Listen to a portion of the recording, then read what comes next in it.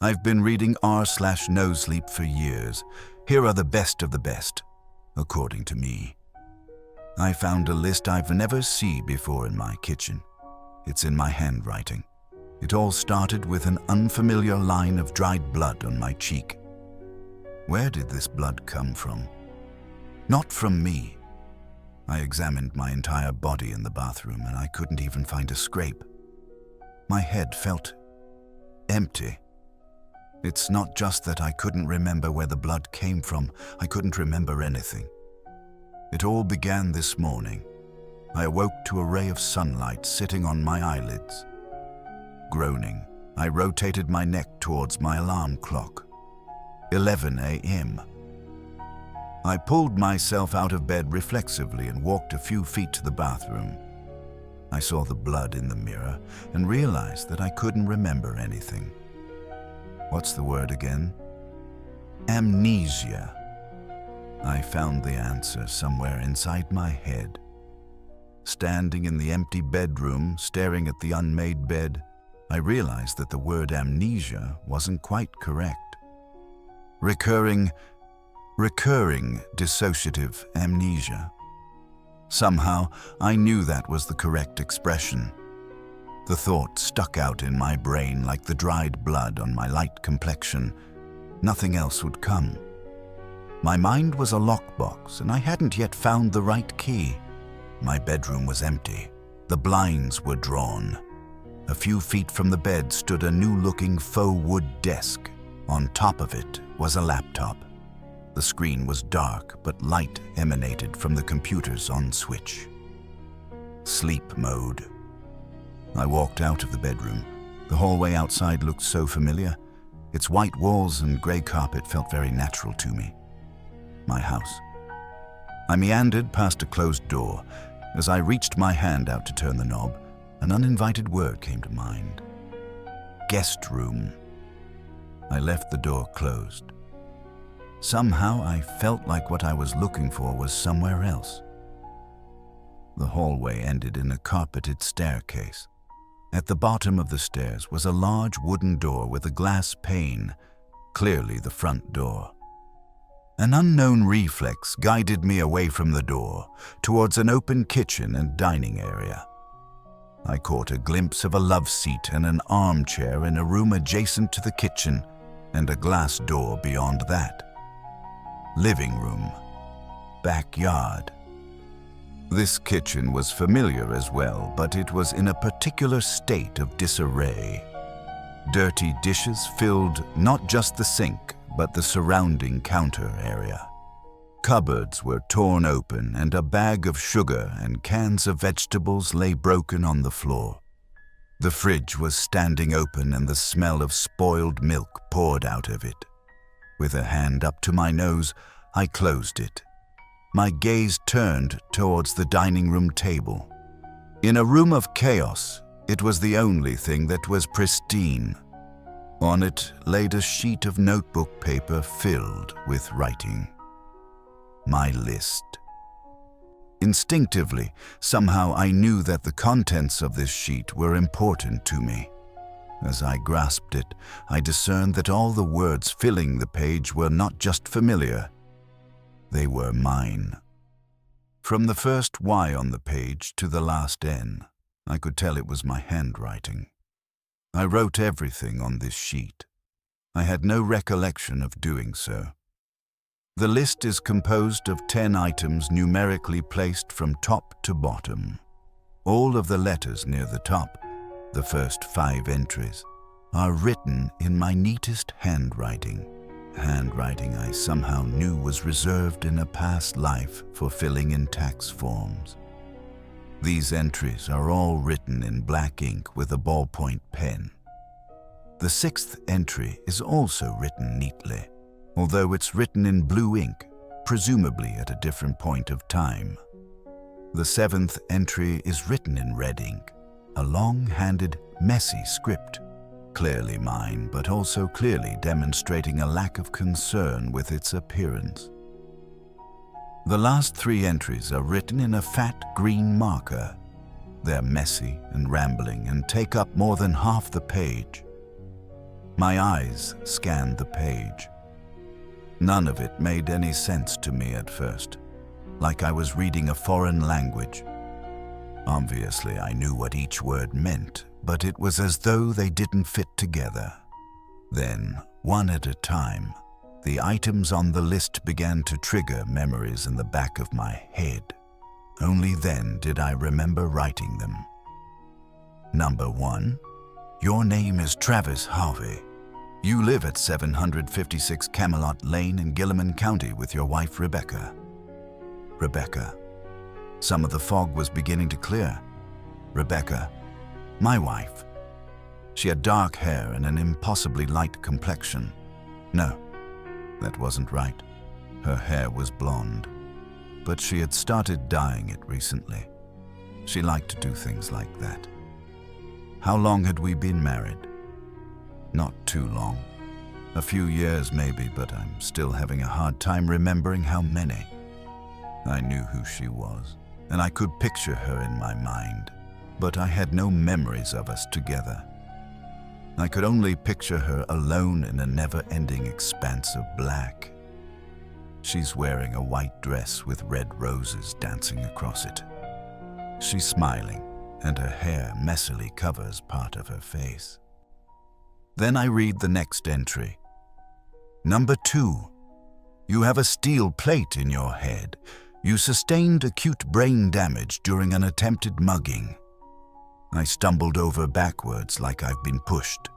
My legs barely held me up. Unpleasant images and violent memories were suddenly falling back into place. My hand trembling, I reached up towards the left side of my skull. I tapped with a shaking finger. A metallic noise echoed inside. The mugging. It was in January. It had been snowing. Rebecca was with me. We were coming back from a movie. No, a play. You can't take it with you, I believe. Sorry, some of the memories are still coming back. I hadn't enjoyed the play. It wasn't nearly as funny as I had envisioned. Rebecca had loved it, particularly the old man who made fireworks in the basement. We hadn't been able to park close to the theater. We were several blocks away. I recommended we cut through an alleyway. It's Denver, I told her. It's perfectly safe. She was reluctant. She reminded me that there was a serial killer loose in the area who had yet to be identified. I ignored her protests and drug her through the alleyway. A man was waiting there. Not a serial killer, just a common thief. He had a gun. His hand was trembling. He must have been nervous. Why should he have been nervous? He was the one mugging us. Give me a wallet. There was no argument from me. I knew better than that. The purse too. Becca's face looked pale, even framed by her then blonde hair. Okay, but just let me get my keys first. No, now, please. She reached into the purse. The man raised the gun. She really was just reaching for her keys. She would later confide in me, but he must have thought she was searching for a gun of her own. I threw my body in front of her own. Then I heard a deafening bang, and everything went dark. The next thing I remember is the hospital. The bullet shattered part of my skull but didn't kill me. Part of my skull was lodged in my cerebral cortex. I set the paper down. The memory had stopped there. There was a part of me that thought I shouldn't read anymore, that I shouldn't let any more memories in. Instinctively, I knew the rest of the items on the list would upset me, but I couldn't stop. Number 3. You suffer from recurring dissociative amnesia due to the damage. Dr. Phillips instructed you to make a list of important facts to assist in restoring your memory when it's been forgotten. It's critical that you focus on things that you've documented, as false memory creation is a potential concern. Dr. Phillips was my therapist. He was an old, patient man. Rebecca had found him actually. Said he had a doctorate from a nearby college that was supposed to be all that. You're going to have these episodes of forgetfulness for a while, maybe even forever. But visual reminders should cue your hippocampus to retrieve memories that you've buried. That's what he said. That was the inspiration for this list. How long ago had that been? Days? Weeks? Months? At this point, small memories were coming back in flashes. It's hard to explain, but it was like I had short films playing in my head, but that certain scenes and clips were missing. Number 4. Your amnesia is usually triggered by periods of extreme stress. It is important that you relax and keep your head clear. I looked up from the note to the shambles of a kitchen that surrounded me. A puddle of juice and smashed carrots covered part of the floor. The carrots had gone brown. I still don't know how long I'd been asleep. I figured that whatever created this mess must have triggered my amnesia. Were we robbed? The funny thing is, I don't remember how the mess was made. I don't remember much of anything before I was in the bathroom. I barely remember waking up. The first thing I can clearly remember is the dried blood on my face. Reading this entry triggered a few brief memories of being told by Dr. Phillips and Rebecca that I had blacked out before. But I still had no memory of the most recent blackout that placed me where I was now. Number 5. You work at the local supermarket. Dr. Phillips said it would be helpful for your mind to receive new stimulation on a daily basis. Rebecca works from home. I groaned. I had forgotten about work. I briefly considered calling in, but I figured, based on the state of disarray in my home, I probably had bigger fish to fry. I didn't like my job. It was far beneath my level of intelligence. But it was easy for the supermarket to retrain me if the memories of how to do my job disappeared. This item on the list triggered a whole host of memories. Rebecca is medical transcriptionist. She types of the audio recordings of doctors' notes so they have a written copy. That's why she worked from home. Before my accident, before I was shot, I used to be an accountant at a big firm. It brought in lots of money. It bought Rebecca and I this house. I think before the accident that we were planning on having kids. She always wanted 2 of them, a little boy and a little girl. They were going to be named after her grandparents, Lincoln and Claire. My mind was filled with images of Rebecca's face stained with tears while she told me not to blame myself. We couldn't have kids now. My memory loss was too big of a liability. I turned back to the paper. The next entry was the first that looked like it had been written at a different point in time than the rest. Number 6. In August 2016, your cousin Scott moved in with you and Rebecca. He works out of your home as well. Scott. Scott is my only living family member. The rest died in a car accident when he and I were just kids. We actually hadn't seen each other in years, but he sought me out after the mugging. He's always kind of been a burnout, but the kind of burnout who had insane computer programming skills. That's what he did from home. Scott was nice enough to offer to help take care of things after my injury, although I always felt like he was just using the opportunity to move into a nicer house. Still, he helped with the chores and he took care of stressful things that the doctor had recommended I stay away from, like paying bills. Rebecca thought it was nice to have someone else bringing money into the house, although she was wary at first because she had never heard about him before. Scott and I were never very close, and like I said, we didn't see each other often. At this point, it occurred to me exactly how alone I was. There was no movement or creaking throughout the house, just suffocating silence. If Rebecca and Scott both work from home, shouldn't they be here? I stood up from my kitchen table and tiptoed into our living room. It was in shambles as well. The 2 chairs I had seen previously were in fairly good condition, but the rest of the room was a wreck. A flat screen lay overturned on the floor. Dark glass blended in deceivingly with the carpet. In the corner of the room, propped neatly against the stucco wall, was a long piece of wood with a large metal head. Sledgehammer. The head of the hammer was a rusty burgundy. The carpet beneath the hammer was distinctively different than the cream color of the surrounding carpet. It was a dried brown crimson color. Blood. Something bad had happened in this house. I looked at the glass door that led to our backyard. Blinds were drawn, blocking the outside. There was dried mud on the floor surrounding the door.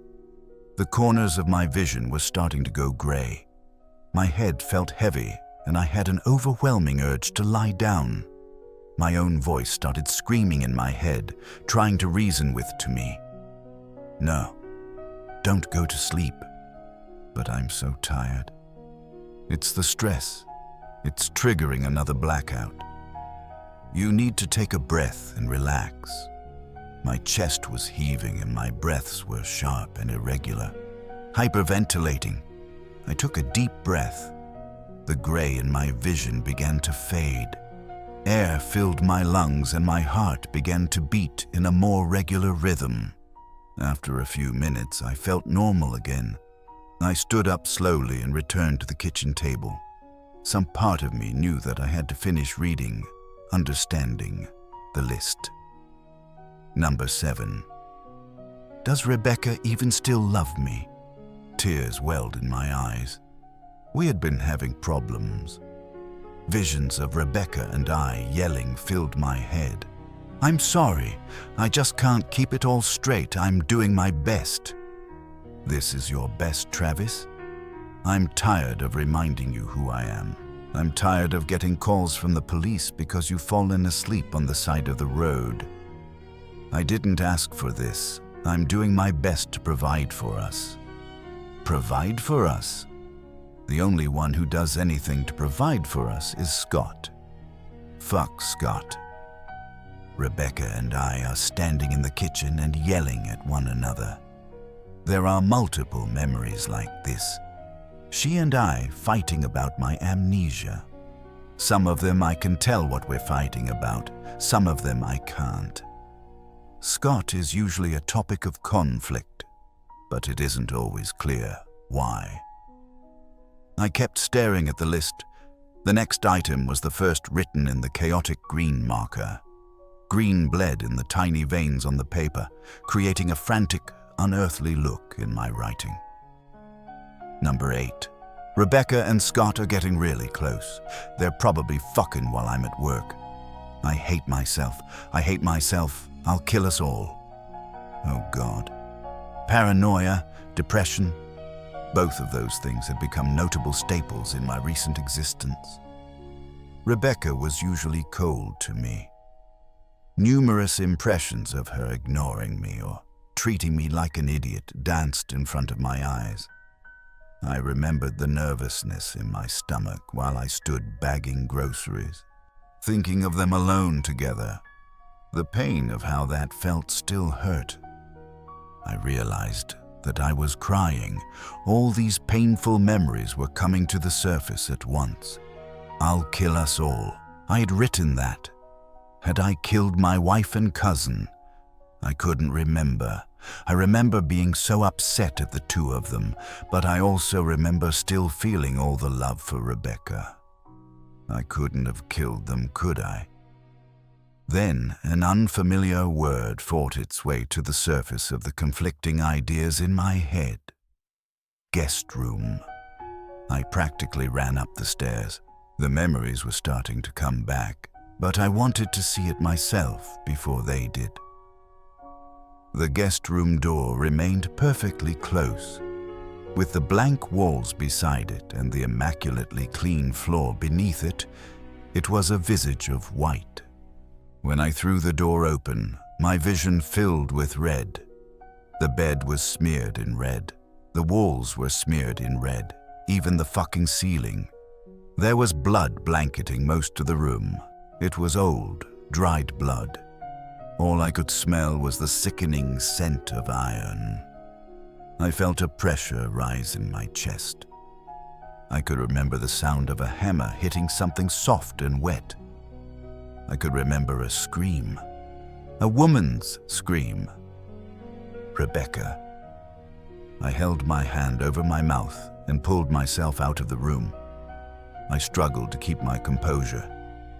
Gray clouds were already beginning to fill my vision, but I was struggling to keep myself calm. If I had killed Rebecca, I wanted to be sure. There was no body in the guest room. I had no recollection of where I might have hidden it. It took me almost 15 minutes to get back to the kitchen. Every few steps I had to stop and calm myself down. The minute details of Rebecca's death kept replaying in my head. Eventually I made it. I picked up the note, intent on finishing it. Number 9. Rebecca is in the garden, the dirt around the back door. She was buried in our garden. Rebecca loved the garden so much. Before my accident, we used to spend hours every weekend planting and watering. It was so peaceful out there. She loved planning what we were going to grow every year: tomatoes, strawberries, rhubarb. It made perfect sense to bury her somewhere that she truly loved. I can see her in my mind. She's wearing a white dress with red roses dancing across it. The muscles around her mouth have relaxed and fallen into a macabre smile. Her hair is caked with dirt. Shovels full of dirt cover her body one by one. I could go outside and look for the body, but it would be pointless. I'm certain that she's there. By this point, it had taken me almost 2 hours to understand this whole list. It was barely a page, yet reading it felt like I'd read a whole book. There was only one item left. I was confident that I had murdered Rebecca.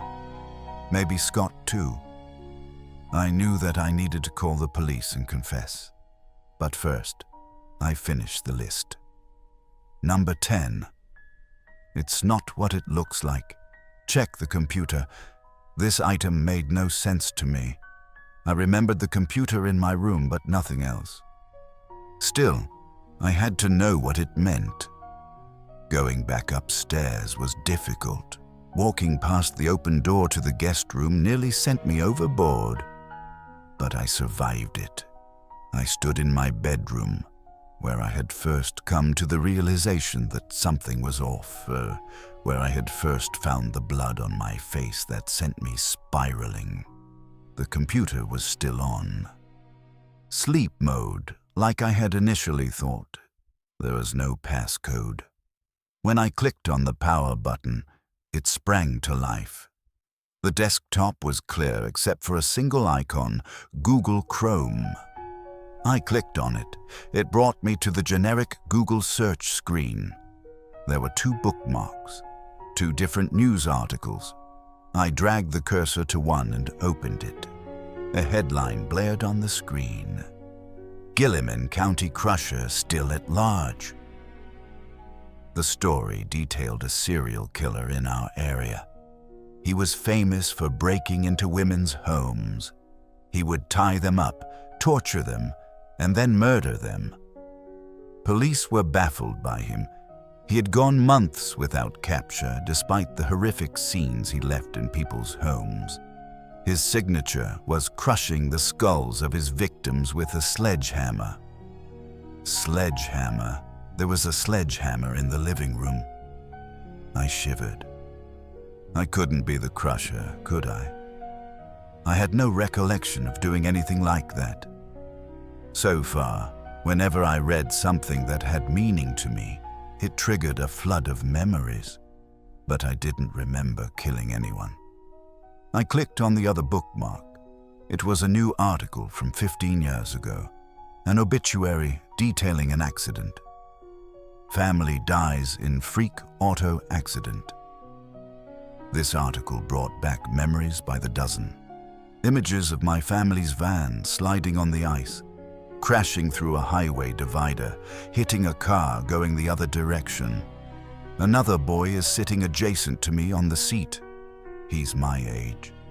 The car hit us on his side. His body was crushed.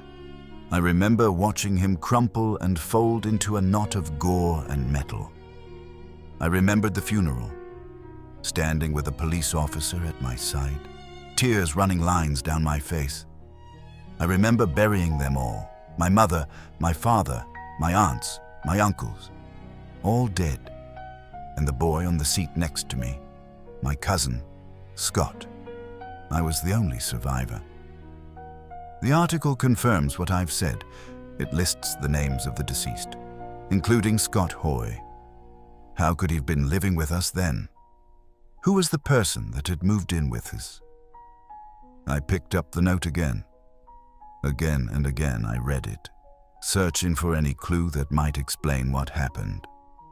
My eye caught item 3 of the list. It's critical that you focus on things that you've documented, as false memory creation is a potential concern. False memory creation. It clicked. The person living with us, the person that I had told my wife was a long-lost cousin of mine. The person who spent all day alone with Rebecca while I was at work worrying. He wasn't really my cousin, but he was convincing. I remember watching him tie Rebecca down to the bed, the stress already causing my vision to go dark. I remember the hammer. I remember her pleading, begging me to stand up and help. I remember tears covering my cheeks and feeling absolutely powerless. I remember Scott cackling madly as he swung the hammer against her again and again. I remember the sick noise of bones cracking and Rebecca screaming in pain. I remember her shrill, ear-piercing scream, and then it goes black. I think I've figured out what happened. This serial killer person, he convinced me that he was my long-lost cousin. There are suddenly memories of when I first met him. He came to the hospital right after the accident. No one else was there at the time. He brought flowers, red tulips. We talked about the injury and my family. He came back every week until I just assumed it was the same Scott I had known when we were kids. I'd convinced Rebecca of the same. I had no recent memories of him, but I wrote it off as a symptom of my injury. She was under too much stress to really question it. He murdered Rebecca. I wonder how many times I've woken up and come to this realization and then blacked out from stress. Judging by the state of disarray in my home and the dried blood in the guest room, this isn't the first time. I know I should call the police, but my head feels so heavy. Everything is cloudy. My bed looks very, very soft. I'm so tired. I think I'll go back to sleep and call them when I wake up. Don't worry. I'll remember.